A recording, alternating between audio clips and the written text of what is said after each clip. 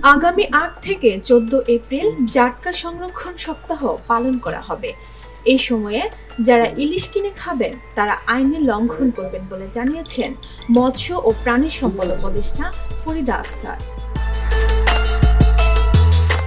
তিনি বলেন, পহেলা বৈশাখে পান্তা ইলিশ খাওয়া বাংলা সংস্কৃতির অংশ নয়। আজ সোমবার দুপুরে সচিবালয়ে জাটকা সংরক্ষণ সপ্তাহ উপলক্ষে আয়োজিত সংবাদ সম্মেলনে তিনি এই কথা বলেন।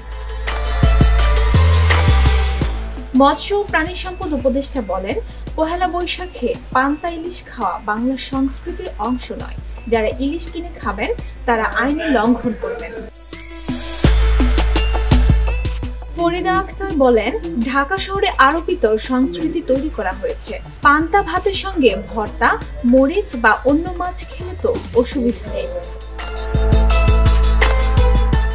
উপদেষ্টা বলেন, জাটকা সংরক্ষণ করতে হবে। আগামী ৮ থেকে ১৪ এপ্রিল জাটকা সংরক্ষণ সপ্তাহ পালন করা হবে।